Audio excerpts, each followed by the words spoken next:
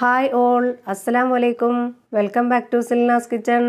ഇന്നത്തെ റെസിപ്പി എത്ര കഴിച്ചാലും മതി വരാത്ത നല്ല ടേസ്റ്റി ആയിട്ടുള്ള ഒരു അടിപൊളി സ്നാക്സിൻ്റെ റെസിപ്പിയാണ്.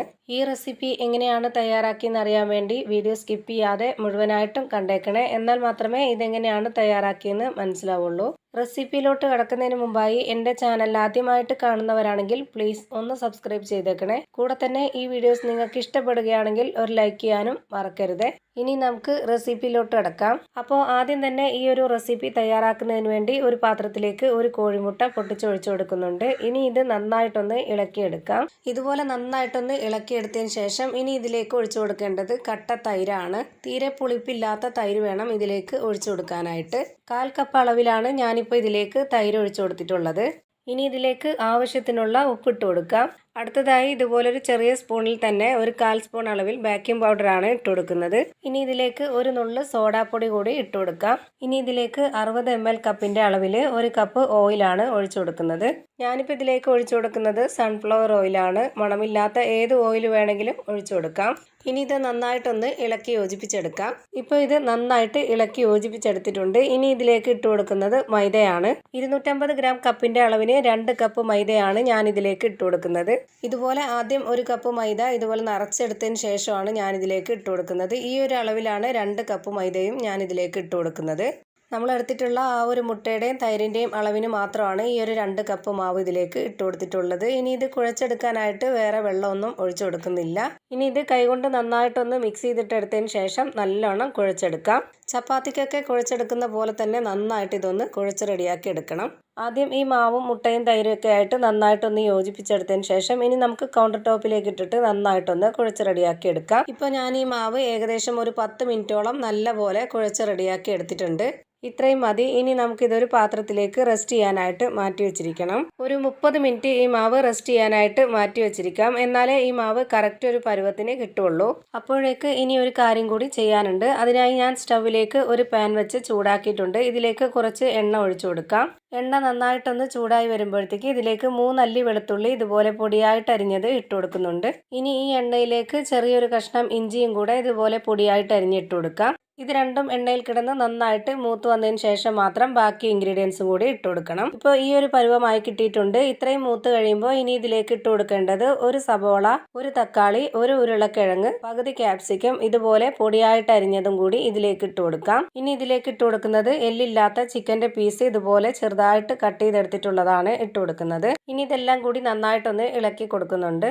ഇതുപോലെ നന്നായിട്ടൊന്ന് ഇളക്കി കൊടുത്ത ശേഷം ഇനി ഇതിലേക്ക് ഒരു നുള്ള് ഗരം മസാല പൊടിയാണ് ഇട്ട് കൊടുക്കുന്നത്. ഇനി ഇതിലേക്കൊരു 1/4 സ്പൂൺ അളവിൽ പെരിഞ്ജീരകപ്പൊടിയും കുരുമുളക് പൊടിയും ഒരു നുള്ള് മഞ്ഞൾപ്പൊടിയും 1 സ്പൂൺ അളവിൽ മുളക് പൊടിയും ആവശ്യത്തിനുള്ള ഉപ്പും കൂടി ഇട്ട് കൊടുത്തതിന് ശേഷം ഇത് നന്നായിട്ടൊന്ന് ഇളക്കി യോജിപ്പിക്കുന്നുണ്ട്.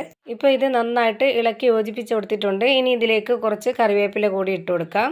ഇതിൻ്റെ കൂടെ മല്ലിയിലയുടെയും പുതിനയിലയുടെയും ഫ്ലേവർ ഇഷ്ടമുള്ളവർക്ക് അതും കൂടി ചേർത്ത് കൊടുത്തിട്ട് നന്നായിട്ട് ഇതൊന്ന് ഇളക്കി കൊടുക്കാം. ഇനി ഇതൊന്ന് വെന്ത് വരുന്നതിന് വേണ്ടി ഇതൊന്ന് അടച്ചു വെച്ച് കൊടുക്കുന്നുണ്ട്. ഇനി ഇതിലേക്ക് ചേർത്ത് കൊടുക്കാനായി ഒരു കൂട്ടും കൂടി തയ്യാറാക്കി എടുക്കുന്നുണ്ട്. അതിനായിട്ട് ഞാനിവിടെ മിക്സിയുടെ ചെറിയ ജാർ എടുത്തിട്ടുണ്ട്. ഇതിലേക്കൊരു 4 അല്ലി വെളുത്തുള്ളി ഇതുപോലെ പൊടിയായിട്ട് അരിഞ്ഞിട്ട് ഇതിലേക്ക് ഇട്ട് കൊടുക്കാം. ഞാനിപ്പോൾ മയോണൈസ് ആണ് തയ്യാറാക്കി എടുക്കുന്നത്. അതിനായിട്ട് ഞാൻ ഇതിലേക്ക് ഒരു മുട്ടയാണ് പൊട്ടിച്ചൊഴിച്ചു കൊടുക്കുന്നത്. മുഴുവനായിട്ടും ഇതിലേക്ക് ഇട്ട് കൊടുത്തിട്ടുണ്ട്. ഇതിൻ്റെ മഞ്ഞ മാറ്റിയിട്ട് വെള്ളം മാത്രമായിട്ട് ഇട്ട് കൊടുക്കണമെന്നുണ്ടെങ്കിൽ അങ്ങനെ ഉണ്ടാക്കിയെടുക്കാം. ഞാനിപ്പോൾ ഇതിലേക്ക് മഞ്ഞയോട് കൂടിയിട്ടാണ് ഇട്ട് കൊടുത്തിട്ടുള്ളത്. ഇനി ഇതിലേക്ക് ഒരു നുള്ളു ഉപ്പും ഇതുപോലെ 1 സ്പൂൺ അളവിൽ 1 സ്പൂൺ പഞ്ചസാരയും ഇട്ട് കൊടുക്കുന്നുണ്ട്. ഇനി ഇതിലേക്കൊരു പകുതി നാരങ്ങ എടുത്തിട്ടുണ്ട്. ഇത് മുഴുവനായിട്ടും ഇതിലേക്ക് പിഴിഞ്ഞൊഴിക്കേണ്ട ആവശ്യമില്ല. ഇതിൻ്റെ പകുതി മാത്രം ഇതിലേക്ക് പിഴിഞ്ഞൊഴിച്ചു കൊടുക്കാം. ഇപ്പോൾ അതിൻ്റെ കുരുവൊന്നും പോവാത്ത രീതിയിൽ പിഴിഞ്ഞൊഴിച്ചു കൊടുത്തിട്ടുണ്ട്. ഇത്രയും മതി. ഇനി ഇത് നന്നായിട്ടൊന്ന് അടിച്ചെടുത്തിട്ട് വരാം. ഇപ്പോൾ ഇതാ നന്നായിട്ട് അടിച്ചെടുത്തിട്ടുണ്ട്. ഇനി ഇതിലേക്ക് ഓയിൽ ഒഴിച്ചു കൊടുക്കാം. 60 ml കപ്പിൽ 1 കപ്പ് ഓയിലാണ് ഇതിലേക്ക് ഒഴിച്ചു കൊടുക്കുന്നത്. ഇത്രയും മതി. ഇനി ഇത് നന്നായിട്ട് ഒന്നുകൂടി അടിച്ചെടുക്കാം. ഇപ്പോൾ ഇതാ നന്നായിട്ട് അടിച്ചെടുത്തിട്ടുണ്ട്. ഇനി ഇതിൻ്റെ പരുവം ഞാൻ കാണിച്ചു തരാം. വേവിച്ചു കൊണ്ടിരിക്കുന്ന ആ ഒരു മസാലയിലേക്ക് ഒഴിച്ചു കൊടുക്കാൻ വേണ്ടിയാണ് ഈ ഒരു പരുവത്തിൽ റെഡിയാക്കി എടുത്തിട്ടുള്ളത്. ഇതിലേക്ക് ഒഴിച്ചു കൊടുക്കാൻ ഈ ഒരു കട്ടി മതിയാവും. ഇനി ഇതല്ല കുറച്ചുകൂടി കട്ടിയായിട്ട് വേണമെന്നുണ്ടെങ്കിൽ നേരത്തെ എടുത്തിട്ടുള്ള ആ ഒരു കപ്പിന് 1 കപ്പ് ഓയിൽ കൂടി ഒഴിച്ചു കൊടുത്തിട്ട് നന്നായിട്ട് ഇതൊന്ന് അടിച്ചെടുത്താൽ നല്ല കട്ടിയായിട്ട് കിട്ടും. ഇപ്പോൾ ഇത് വേവാനുള്ള സമയമായിട്ടുണ്ട്. ഇനി ഇതൊന്ന് തുറന്ന് നോക്കാം. ചിക്കനും ഇതിലുള്ള ബാക്കി എല്ലാ ഇൻഗ്രീഡിയൻസും വളരെ പൊടിയായിട്ട് അരിഞ്ഞെടുത്തതുകൊണ്ട് പെട്ടെന്ന് തന്നെ വെന്ത് കിട്ടിയിട്ടുണ്ട്. ഇനി ഇതിൻ്റെ ഫ്ലെയിം ഓഫ് ചെയ്യാം. ഓഫ് ചെയ്തതിന് ശേഷം വേണം ഇനി ഇതിലേക്ക് നേരത്തെ റെഡിയാക്കി വെച്ചിട്ടുള്ള മയോണൈസ് ഇതിലേക്ക് ഒഴിച്ചു കൊടുക്കാൻ. ജാറിലുണ്ടായിരുന്ന മുഴുവൻ മയോണൈസും ഇതിലേക്ക് ഒഴിച്ചു കൊടുത്തിട്ടുണ്ട്. ഇനി ഇത് നന്നായിട്ടൊന്ന് ഇളക്കി യോജിപ്പിച്ചെടുക്കണം. ഇപ്പോൾ ഇതെല്ലാം നല്ലപോലെ ഇളക്കി യോജിപ്പിച്ചെടുത്തിട്ടുണ്ട്. ഇനി ചൂടോടെ ഇതിൽ തന്നെ വെച്ചിരിക്കാതെ വേറൊരു പാത്രത്തിലേക്ക് മാറ്റി വെച്ചിരിക്കണം. ഇനി നേരത്തെ റെസ്റ്റ് ചെയ്യാനായിട്ട് മാറ്റി വെച്ചിരുന്ന ആ ഒരു മാവ് തുറന്ന് നോക്കാം. ഇപ്പോൾ ഈ മാവ് നല്ല പോലെ സോഫ്റ്റ് ആയിട്ട് കിട്ടിയിട്ടുണ്ട്.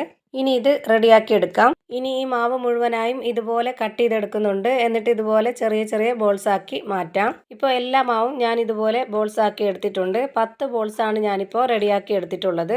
ഇനി ഇതിൽ നിന്നും ഒരെണ്ണം എടുത്ത് ഇതുപോലെ കുറച്ച് പൊടി ഇട്ട് കൊടുത്തതിന് ശേഷം ഇതൊന്ന് പരത്തി എടുക്കുന്നുണ്ട്. ഒരുപാട് വലിപ്പത്തിൽ പരത്താതെ ഞാനിപ്പോൾ ഈ ഒരു വലിപ്പത്തിലാണ് പരത്തിയെടുത്തിട്ടുള്ളത്. ഒരുപാട് വലിപ്പത്തിൽ പരത്തിയെടുക്കാതെ ഈ ഒരു വലിപ്പത്തിലാണ് പരത്തിയെടുക്കേണ്ടത്. ഇതുപോലെ തന്നെ ഞാൻ 10 ബോൾസും പരത്തിയെടുക്കുന്നുണ്ട്. ആദ്യം ഒരെണ്ണം പരത്തിയെടുത്തതിന് ശേഷം ഇതുപോലെ ഒരു പാത്രത്തിലേക്ക് ഇട്ട് കൊടുത്തിട്ട് അതിന് മുകളിലേക്കായിട്ട് ഇതുപോലെ കുറച്ച് പൊടി ഒന്ന് തൂവി കൊടുക്കണം. എന്നിട്ട് അടുത്തത് പരത്തിയെടുത്തതിന് ശേഷം ഇതിന് മുകളിലേക്കായിട്ട് വേണം ഇട്ട് കൊടുക്കാനായിട്ട്. അങ്ങനെ ഞാനിപ്പോൾ 10 മാവും പരത്തിയെടുത്തിട്ടുണ്ട്. അങ്ങനെ ഇതെല്ലാം ഇതുപോലെ അടുക്കി വെച്ച് കൊടുത്തതിന് ശേഷം ഇനി ഇതെല്ലാം കൂടി ഒന്നിച്ചൊന്ന് പരത്തിയെടുക്കാം.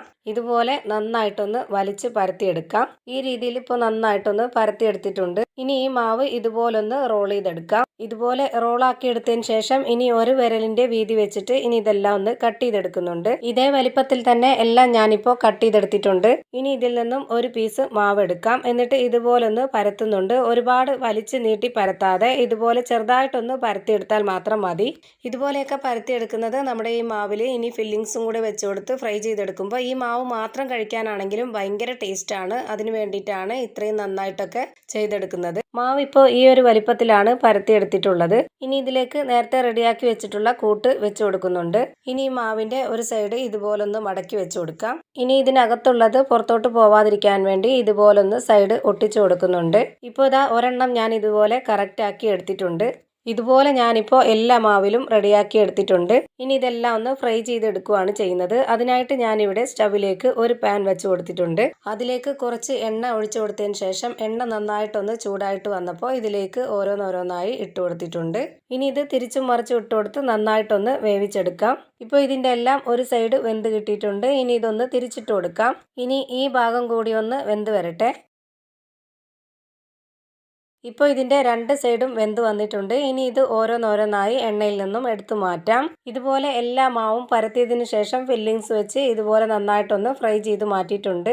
ഫ്രൈ ചെയ്തെടുത്തതെല്ലാം ഇപ്പോൾ ഒരു പാത്രത്തിലേക്ക് മാറ്റി വെച്ചിട്ടുണ്ട്. ഇപ്പോൾ ഇതാ നല്ല ടേസ്റ്റി ആയിട്ടുള്ള ക്രിസ്പി ആയിട്ടുള്ള ഒരു അടിപൊളി സ്നാക്സിൻ്റെ റെസിപ്പിയാണ് ഇവിടെ റെഡിയായി കിട്ടിയിട്ടുള്ളത്. തീർച്ചയായിട്ടും ഇത് ഒരു തവണയെങ്കിലും ഒന്ന് ട്രൈ ചെയ്ത് നോക്കണം. നിങ്ങൾക്ക് എല്ലാവർക്കും ഇഷ്ടമാവും. അപ്പോൾ ഇന്നത്തെ റെസിപ്പി ഇത്രയേ ഉള്ളൂ. ഈ വീഡിയോ ഇഷ്ടമായാൽ ലൈക്ക് ചെയ്യാൻ മറക്കരുത്. അതുപോലെ തന്നെ ഞാനിടുന്ന പുതിയ വീഡിയോസ് നോട്ടിഫിക്കേഷനായിട്ട് കിട്ടുന്നതിന് വേണ്ടി സബ്സ്ക്രൈബ് ചെയ്ത് ബെല്ലൈക്കൺ അമർത്തി അതിൽ ഓൾ എന്ന ഓപ്ഷൻ എനേബിൾ ചെയ്ത് കൊടുക്കാനും മറക്കരുത്. പുതിയൊരു വീഡിയോയുമായി വീണ്ടും വരും. Thank you for watching.